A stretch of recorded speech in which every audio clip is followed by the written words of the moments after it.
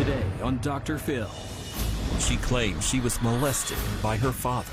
Absolutely not. He would never do anything to you. Do you think it happened? No. I'm telling you what our father did. He called me a liar. Who's telling the truth?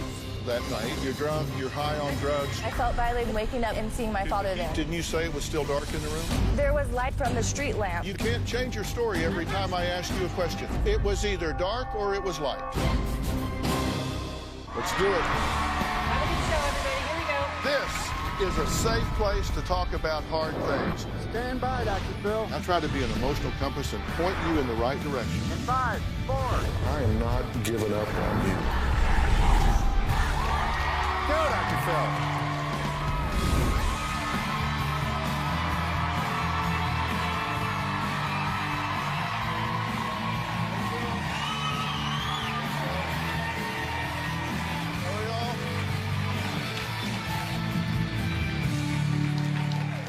Well, it's a mother's worst nightmare. Your teen daughter, once daddy's little girl, tells you with tears in her eyes, "Mom, Dad raped me." Shocking, yes, but it's a reality for Tina, who says that ugly accusation left her with a huge decision. Who does she believe? The man she's been married to for nearly 30 years, or her youngest daughter? Now, before I tell you whose side she took, I want you to listen to what her daughter Megan describes as a night that changed her life forever, and why she now says she gets physically sick at the sight of her own father. I believe that when I was 18, my father did rape me. Before I came home that night, I was with my brother and his girlfriend at the time. We were getting completely wasted. And then when I came home, I went straight to my room, took all my clothes off, no underwear, no bra, and I jumped into bed and passed out. I had a dream that somebody was having sex with me, and it felt very real. It was a black figure in my dream. I didn't see a face. It was on the street. When the man that was having sex with me finished, that's when I woke up and saw my father standing there. The covers were off of me when I woke up. I pulled my covers on me, started screaming, "Why are you in my room? Get out, get out." And he was telling me, "I'm looking for my cell phone, I'm looking for my cell phone," as I see him gathering himself, basically. I was so intoxicated that I immediately fell back to sleep. When I woke up the next morning, I was in tons of pain from drinking, the drugs. I didn't remember anything that night. I was, stumbling to the bathroom trying to find my way, and I was sitting there going to the bathroom, and I felt pain. Things slowly started coming back to me, and when I heard my father coming into the house, I started closing the door, and as I'm closing the bathroom door, we caught eye contact, and I saw his face, and he had this crazy grin on his face, like, "Ha, I got you." I saw nothing but pure darkness in his eyes. That's when I realized that it happened. Everything came back, everything. I am 100% sure that my dad raped me that night. Well, as you can see, Megan says she is positive her father did this to her. But who did her mom believe? Megan says that after a year, this didn't happen right away, she finally had the courage to speak up. Her mother and older sister immediately called her a liar. I waited a year to tell my family what happened. The first person I told was my older sister. She called me a liar. Our father that raised us never laid an ill hand on us except to discipline us. I know that he is not a rapist and he's not interested in having sex with, his daughter. But he's still a man. The men still have intentions, bad intentions. Not against their daughter. She told my parents, and I got a lot of angry phone calls, text messages. "How could you say this? You're on drugs, you're lying." They ganged up on me. You woke up and Dad was on top of you. I mean, that's a horrible thing to say. I'm looking for facts, and I don't see any. What fact is there gonna be? They made me feel like the bad guy, like I did something wrong. When we confronted my dad about it, he made a joke, actually, about it. He said it was because I hung out with the wrong crowd, so somebody must have broke into our home and hurt me. He called me a whore and a slut. I feel very uncomfortable being around my dad. If I'm wearing something short or low cut, I try to pull my blouse up. I'm just, like, disgusted with him. I can't look at him in the eye. Everyone thinks that my dad's this great, godly man that would never hurt their children. They are wrong. Okay, Megan, I'm glad to meet you and sorry for the circumstance. Why is your own family not believing you? They trust my dad, and they feel like because I was on drugs and I was doing all these things that I just made up this crazy story to get back at them for something. Mm-hmm. Is that a reasonable consideration on their part, that you were drunk and high? I could see how, you know, that would affect, you know, and believe me. You know, by, you know, me being on drugs, me being drinking and stuff, I can see how they wouldn't believe that because of that circumstance. But I mean, I'm your daughter, Mom. You know, I'm your sister, Chrissy. You know, like, why don't you believe me? As you go back through this mentally, emotionally, physically, Yes. you are 100% sure he raped you. I'm 100% sure. You say you can't look at him now. You're disgusted when you see him. Yeah, I'm disgusted. I get anxiety. I can't. What do you want to happen here today? What's your goal in being here? My goal is just getting the truth out and just letting them know, like, no, I didn't make up this story. This is something that happened to me and that has caused a lot of pain in my life. Well, who's calling her a liar? Megan's mom, Tina, says she can barely look at her daughter and just wants Megan to finally tell the truth. Take a look. I got upset. I felt sick to my stomach. My heart just fell to the ground. And I looked at Megan like, you're a liar. How could you lie to me and say things like that against her family?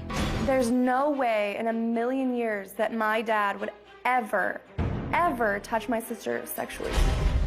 When Megan told me about these accusations, I was in immediate protection mode of my little sister. I called my mom.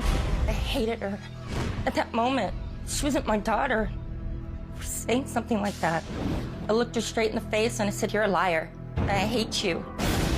Why, after so many years, Dad has never done anything like, he's never done anything sexual to us, ever.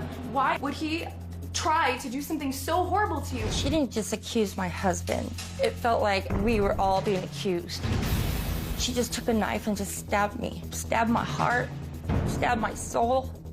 I believe something happened to her.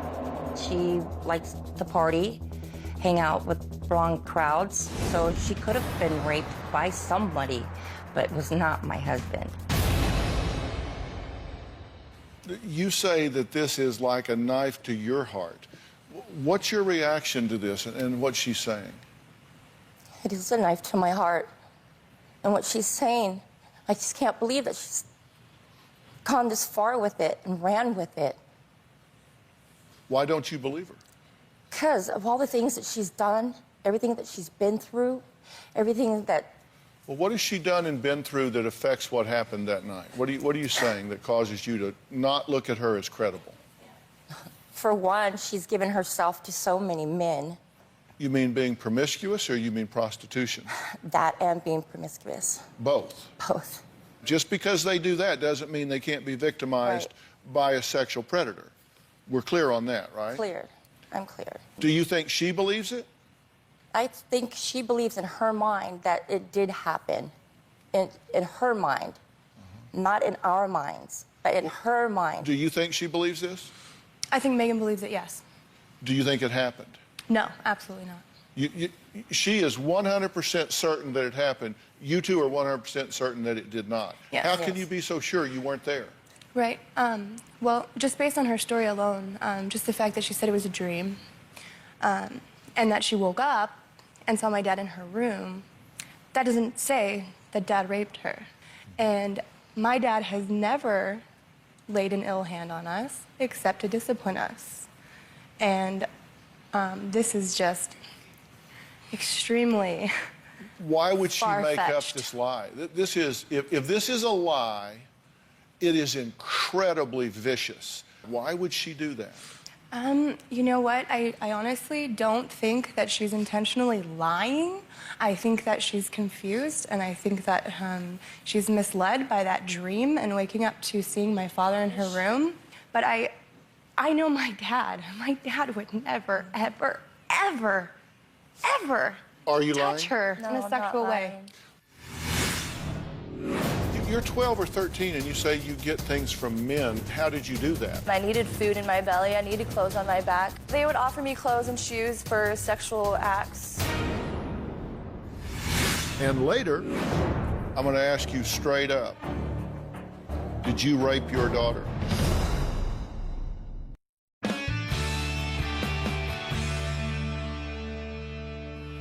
How do you get along with your father before this accusation? Before this, I mean, things were okay. Ever since I turned 13 and stuff, and he wasn't really there for me, and he always, every time I went to my parents in general and asked them, hey, I need clothes, or hey, I need this for school, or hey, I want to try out for the basketball team, I need a jersey, or I need this for this, and they wouldn't give it to me, and my dad would always tell me, hey, go get a job, and I'm like, I'm 13 years old, how am I going to go get a job to support myself? That's a little ridiculous, and so obviously I found other means to get the things that I needed. When you're 12 or 13? Yes, when I was 12 and 13. And what were your other means? My other means were other men that would give me the things that I needed. Mom and Dad were not rich. Mom and Dad were not rich. Mom and Dad, Whenever we weren't needed rich, something, but we had home. We always had a nice roof over our We head. always had things. everything. We But had every everything. time I needed clothes or I needed something for if I wanted to go out try for basketball, like I said, I couldn't do that because I couldn't get the jerseys that I needed. That's not true. I couldn't do any of You that. had the stuff. jersey. You're 12 or 13 and you say you get things from men. How did you do that? What would you do? Well, they would offer me clothes and shoes for sexual acts, And you're 12. and I was 12 years old. And so where would you meet these men? Yeah, I go to the mall and. How does this come up? You're at the mall, there's some guy at the mall. Some guys, they come up to me like, oh, you're really pretty, you're very mature for your age, and they would offer me things, and I needed them at the time. I wanted them. I needed food in my belly. I needed clothes on my back. I wanted shoes. They made me feel pretty, and. So you're now saying that you didn't have food to eat when you were 12 or 13? There was times where I'd come home and I'd be like, Mom, what's for dinner? And she would be drunk and upstairs in her room. Mom made dinners all the time. No, I she love didn't. Mom's dinners. Mom made the best dinners all the time. Sometimes You weren't there, Yes, Chrissy. Are you kidding me? You were running around with your friends. You're 4 years older than me, Chrissy. You were Doesn't barely in the matter. household. I still remember coming home. So and you Mom went make to the dinners. mall instead and you performed sexual acts with men that would give you money for food or food, Or they would just buy give you me clothes? money. They would buy me, they'd take me out to dinner, feed me. They would give me How clothes. much money would they give you? They gave me like $20, and then they give me clothes. And did you know about this? No. Are you just hearing about it now for the first Yes. time? That's because they were never around. I was always around. You were always drunk. I was working. I worked 7 days. I worked hard. I did what I had to do for the family. Don't say no. I will say no because I know what happened in my childhood. I know. I was there. I was there during your childhood, by the way. Barely. I was there. You ran We had away, the Chrissy. same You parents. always ran away Just because with your I ran away boyfriends, from and you were home. always out partying with your friends. I did, You were I never did. there for I me. Every admit time that. I needed you, you were never there for me, ever. I am so sorry that I was not there for you, Megan. I am so sorry. I was off doing my own stupid Exactly, stuff. so you learning don't my know. own You lessons, weren't and there. I'm sorry, Megan. I wish that I could have been there for you. But I wasn't, and I'm so I know that, and I sorry. forgive you for that. And now, even when this is happening, I'm still looking at you in your eyes and telling you what our father did, and you still sit I here wish I would have and you been call there me for a you. I took you liar. away from those people doing that to you. Were you drunk upstairs? No. My mom has a drinking problem. I work. Are you an alcoholic? Yes, I don't by think definition, so. She is. Do you drink to excess? I drink, but just when I come home from work, I drink She couple starts beers. drinking at 10 o'clock in the morning. I don't. And How she- can I when I have to work? You get How can home from I? work at 10 o'clock. She goes to work at 5 o'clock in the morning, comes home by 10 o'clock, and has a freaking 40-ounce and a bottle of vodka and gets wasted. No, I don't. And by the time I get home from school, which is usually around noon or something, she's wasted, and I can't even have a decent conversation with her. Not So you true. feel Not true. Okay. so you feel I'm lying. like I'm always lying. I'm the liar. Thank you. so you feel like your family wasn't there for you. No.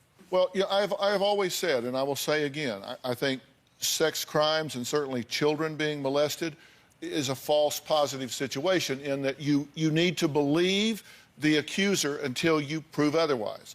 You know, in the general criminal system, you're innocent until proven guilty. If a child comes forward and says they've been molested, they've been touched, they've been raped, you have to believe that until you investigate and determine whether it's true or not. Because the worst thing in the world you can do is have someone that has the courage to come forward and say that and then be rejected, judged, criticized, not believed. And now, I mean, they're completely lost. And that's the worst thing in the world you could do. That doesn't mean that you don't investigate the crime, because it is not fair to just drop the hammer on somebody that is innocent and has just been accused for other reasons. The man we're talking about, Robert, the father, is here and says Megan is absolutely lying and has fabricated her hateful and disgusting accusation with one goal in mind, and that goal is payback, because she did not like the way she was treated by this family. We're going to find out what he has to say after the break.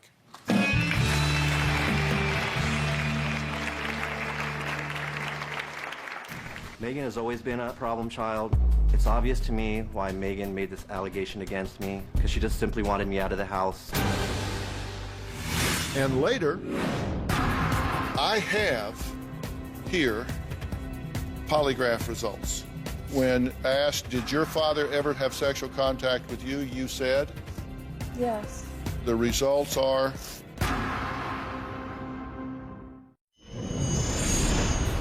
There's always this little tiny voice inside of your head that tells you, well, anything's possible. But in this case, it's your father. I know my dad well enough. He just would never do something like that. When a man walks in on a naked woman, the feeling that they get, then when a man walks in on his daughter naked, it's completely different. Yeah, I understand that, but when Dad's constantly telling me how much I look like my mom, That doesn't mean that he raped you. I can't. Well, Tina says her family was ripped apart when her youngest daughter, Megan, accused her father of coming into her room in the middle of the night and raping her as she laid passed out and naked from a night of drinking, drugs, and partying. Robert says, of course the family has taken his side, because Megan is making the entire thing up. And until she admits her lie, no one wants to be around her. I was so devastated by Megan's allegations. I would never rape my daughter, or anyone else for that matter. I was never in her room at night, ever. I always go in the morning to get my cell phone, because I need it for work. She usually passes out with the phone next to her somewhere. Didn't find it right away, so I had to wake her up, and she was in a really bad mood.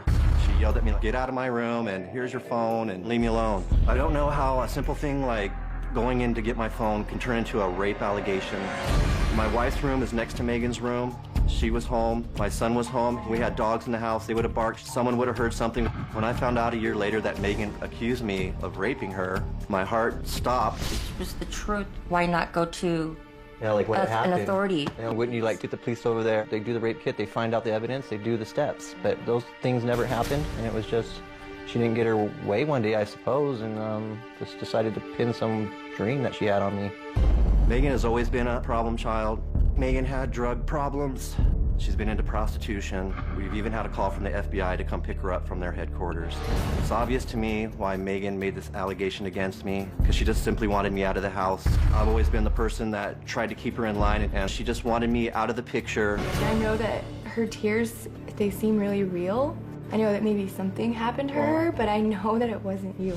Since those allegations, my relationship with Megan has been non-existent. Until we get to the bottom of this, I really can't have a relationship with my daughter. Well, normally, I would never ask a rape victim to be in the same place with their alleged attacker. But in this case, they have spent a lot of time together since the allegation emerged, and they have both agreed that they're comfortable with being here as long as I'm here. All right, Robert, please come on out and join us.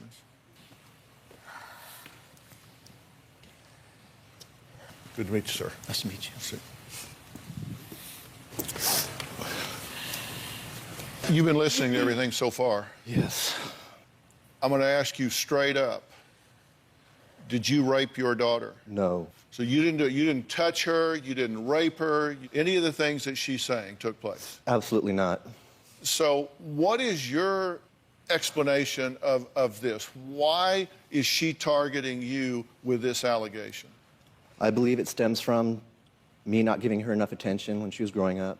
Why this particular allegation instead of you beat her or you whatever? Why this? I think she just had so much pain in her, and she felt that it was all my fault that she was feeling this pain, and she just wanted to put her pain onto me. And now I feel pain, you know, so. You understand, if you did this, you are one sick son of a bitch, right? That would be true. That would be true. Yes, it and would. what do you think should happen to somebody if they, in fact, did this? I think they should be arrested and put in jail. And if you did this, then you should be arrested. Yeah, I would turn myself in because I think something was wrong with me. Why not put him in jail? Why have you not filed charges and put him in jail? Because I don't have the proof. Like that night when it happened, I wanted to go to the hospital so bad. I even asked my mom. My mom wouldn't take me, and I didn't want to. The night that it happened? The morning that it happened. My body was shaking. My head hurt so bad I could barely where had walk. you been the night before? The night before, I was with my brother and his girlfriend at the time, and we went down to Mexico, and we were at the bar, and we were drinking. And then after I hit my head, it increased. And how did you hit your head? I went to go get change from the bartender, and I went to go prop my body up on the bar, and I didn't see that there was a railing up there, and I smacked my head straight on. You jumped up into it? Yeah, I jumped into it, basically, so it was almost like full force. Did it knock you out? No, it didn't knock me out, but it definitely, you know, put me back to the ground, and I was just like, whoa, like that hurt really bad. And then, you know, I increased my alcohol drinking, I increased the cocaine to get rid of that pain. I even was sitting there with some ice on my forehead that the bartender had given me that night. You're out partying, you hit your head enough that it knocks you to the ground. It's so painful that your reasoning is, well, I just need to drink more. Well, to get rid of the pain, yes. And do more cocaine. Yeah, to get rid of the pain. And so you get home about 2? 2, 3, maybe, yeah. Okay, and so you just go into your room, Yeah, and you didn't say you went to sleep, you said you passed out. I passed out. I went and took off all my clothes, and I passed out. And when I woke up, I saw him standing at my bed. So dream sex woke you up, but being physically raped didn't wake you up. No, the dream woke me up. He's never, ever in his whole life have ever messed around on me. Ever. Ever. We've been married for 30 years. He's never done anything wrong. Ever. No. And he would never do anything to his daughters. Certainly not you. Megan says after that horrible night, she created an alter ego named London. But with this new identity came a lifestyle that Megan says she is ashamed of, and she blames her family for forcing her to live that life. We'll find out what that's all about after the break.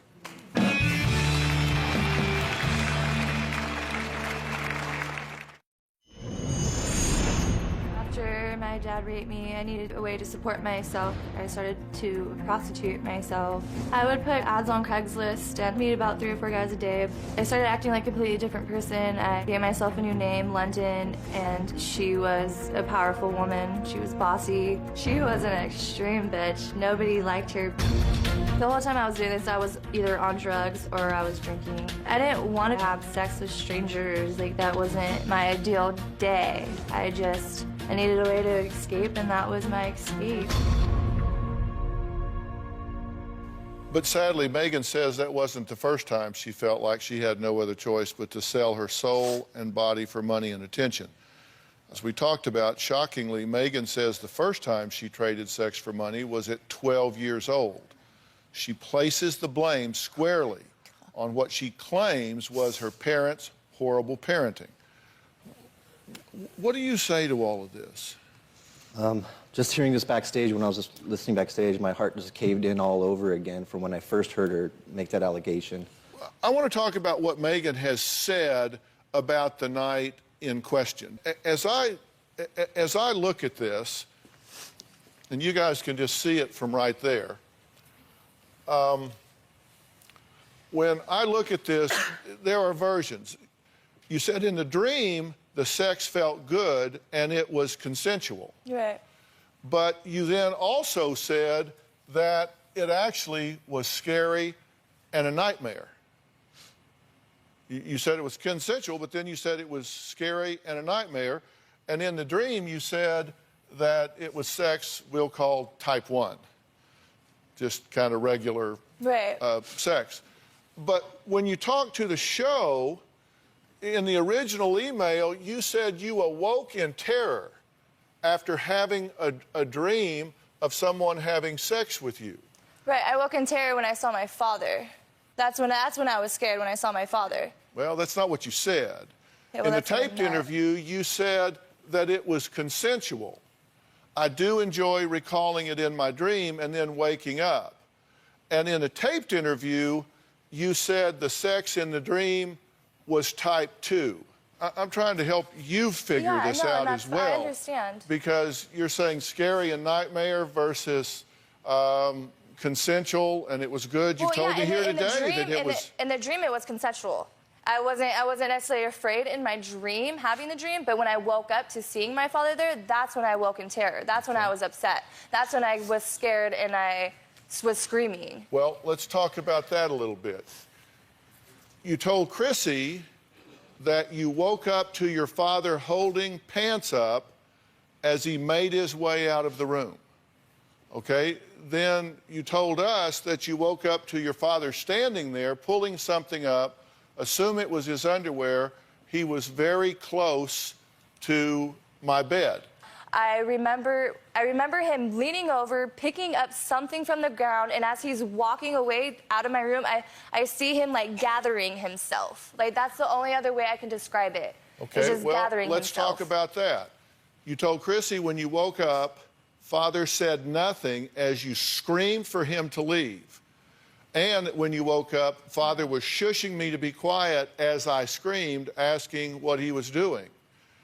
In the taped interview, when you woke up, all your father said was, I'm looking for my cell phone. Yeah, that's what he said. He said, I'm in here. He told me when I woke up, I was like, what are you doing in my room? Get out. He's like, I'm looking for my phone. I'm looking for my phone. And I'm just like, just screaming Well, did at you him. scream or not scream? I did scream. How loud did you scream? Show me how loud you screamed. I said, get out, like, pretty loud. That's not screaming. That's not loud. Well, to me, I guess it was loud. Okay, so you didn't scream. Because I'm wondering, you didn't hear anything. I didn't hear anything. You said the next morning, Dad gave you an evil smile and you put it all together. Okay, that's what you said to Chrissy. Then you said to us in the email, you made your way to the bathroom, you discovered the pain and the night flashed before your eyes, and you remembered everything. Yeah. Okay? But then in a taped interview, we said we caught eye contact while closing the bathroom door. He had a crazy grin on his face like, ha, gotcha. That's when I realized this had happened. The look that I saw on his face was just like Got you a for ha-ha, like just this evil, like big grin and dark eyes, like Got you it for just what? it scared me, and I felt very uncomfortable, and that's when I closed the door and I like sat in the bathroom for quite a while, like trying to figure it all out, like what happened, and like I told you too, like I replayed this night over and over and over again in my head, and I want to believe that it wasn't my father, but when I piece together all these things, it's very hard for me to lie to myself and say no, this didn't happen. We're going to take a break. Megan's parents say playing the victim is nothing new for her. And they say that her holding on to this ugly story is just another example of Megan forcing herself to be the center of attention while playing the victim.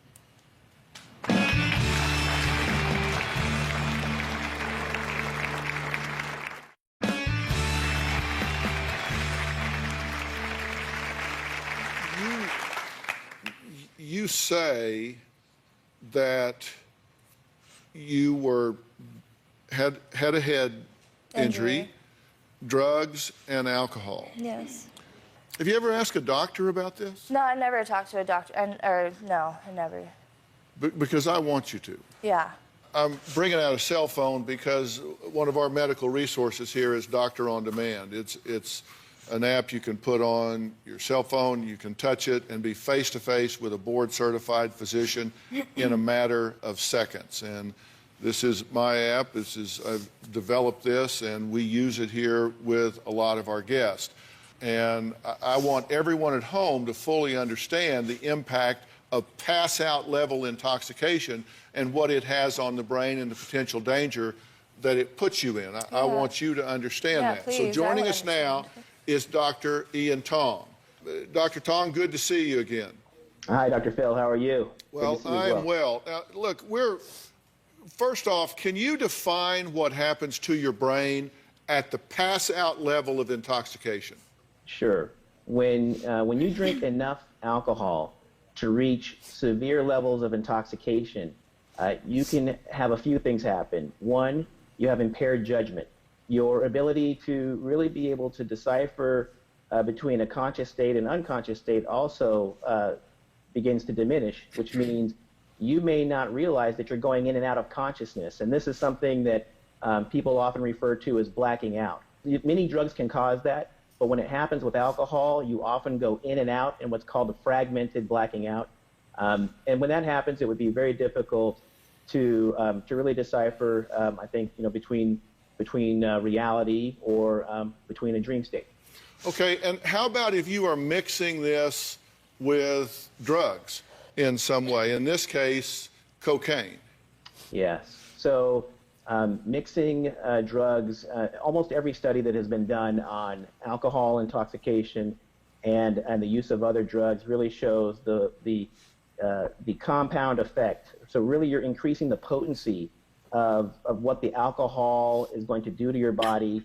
And one of the major effects can be confusion, and if pushed far enough, can even be coma. So the more alcohol and the more other drugs that are mixed with it, I have a question. Can really confuse your brain and again, your ability to decipher reality. All right, Megan has a question for you, Dr. Tong. I have a question. As far as like brain activity goes, like when you are in the passed out state, in blackout stage, you have, from what I understand, you have very little to brain activity in that moment. So the fact that I was dreaming and I had this very vivid dream, could it be possible that in a way it was reality, but I perceived it as a dream?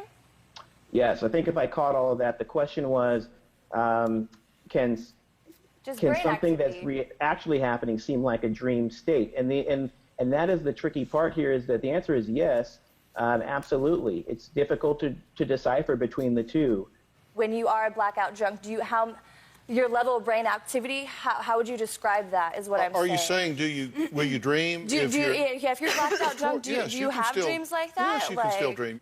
Dr. Tong, we'll let you go because I've got some things to move on to, but I appreciate it. Thank you, and everybody at Doctor on Demand.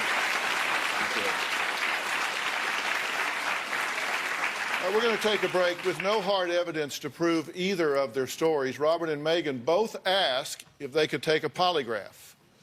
They both want the truth to be revealed. Those results after the break.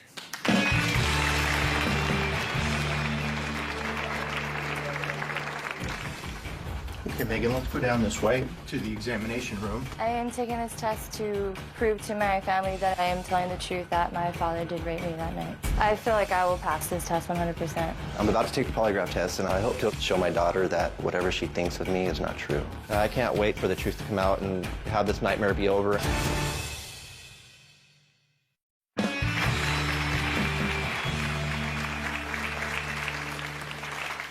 I have here polygraph results. This has not been opened. I don't want to open it. I will if I have to, but I don't want to open it. We know that you have felt set apart from this family for most of your life. Yeah. We know that you have felt like your mother was unplugged and drunk, at times completely unengaged. You felt that your father was harsh in terms of get a job, don't bug me, certainly not someone you consider to be nurturant. Yeah. You felt like they had a different relationship with you than they did with others in the family. Yeah. I have seen people that have that perception, true or false, that say, you don't give me your attention, by God, I'll get your attention. Hear me out. I know. I'm not saying this is you. I'm not saying this is you. I just want you to hear what I'm saying. I'm listening. And then I hear you say, I go out, I bash my head to the point it knocks me down. I'm drinking to excess. You say beer, shots, everything, doing lines of cocaine in the bathroom to the point that you passed out, which means your cognitive functioning became highly impaired. You were unable to maintain consciousness. Isn't it possible that you're just wrong? I thought about it. I mean, it was definitely a thought in my head that I could be wrong and that, you know, I could have just been dreaming and I perceived the situation wrong. But the fact that I was naked and my covers were off my body and the fact that I woke up to him standing there. Didn't you say it was still dark in the room? There was lighting from the outside coming from the street lamp. Okay, now you can't change your story every time I ask you a question. I'm not changing my story. This was on It was tape. either dark or it was light. It was dark outside and there was light from the street lamp coming in. You're drunk, you're high on drugs, you're still passed out. I can't consider it because the way he was standing. Can you tell me that you are certain that he raped you? I don't even know. I can't. I want to believe that, yes, it happened because of my dreams and everything that I felt and stuff, but I did not wake up to the act of it. But yes, that's what I feel. Do you want to withdraw this allegation or do you want me to open this polygraph? I want you to open it.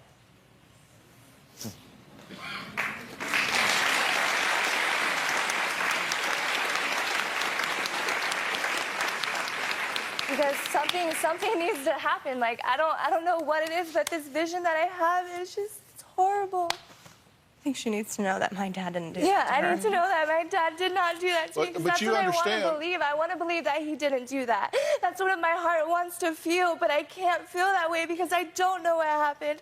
All I know is what I felt and what I saw. That's it. Like everything else is a blur. This is Jack Tremarco right here. Jack, you conducted both of these polygraph tests. I did, Doctor. Were they good tests? They were both good tests. Both took about 2 hours. Both Megan and Robert were, I would say, on the high side of nervous, but we worked through that. I do not want to open this envelope because I do not think it will advance the healing in this family, but they want it open. I'll open it after the break.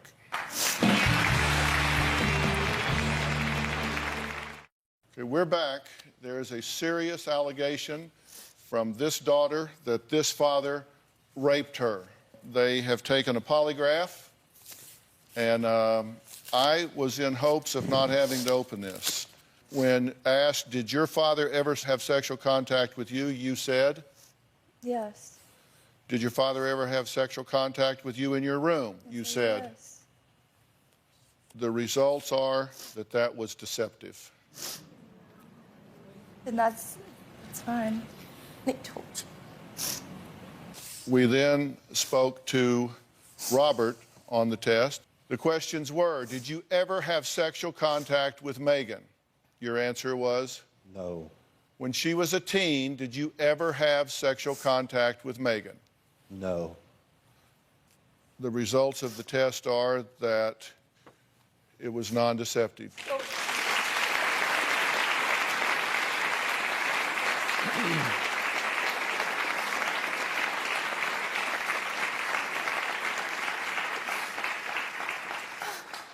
Was this a close call? No, in order for Robert to have passed the test, he would have needed a +2, and he ended up with a +8.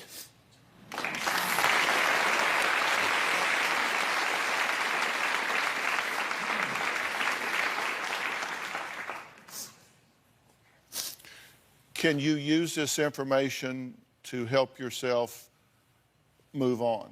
I can try. I mean, that's the whole reason why I wanted this, was to know for sure, like, what happened that night, because I don't really know what happened. I just know what I felt. I know what I saw, and that's where I got these feelings. That's where I got this idea in my head that it was him. If I get you some professional help to sort this out, are you willing to accept that help? Are you willing to do that work? Yes. You'll take some help to work through this. How do you feel about this at this point? I'm relieved, but I'm also still sad that this all had to happen. And I'm still willing to forgive her. I love her. I love my family. Well, okay. And so now it begins. This show is not the end of this, it's the beginning for this family.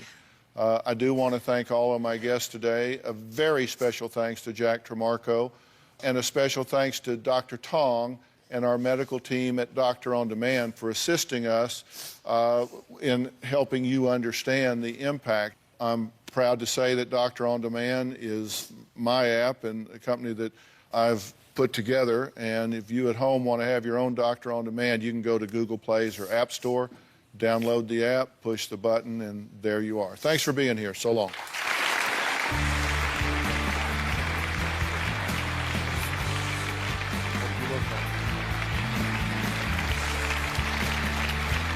Yeah,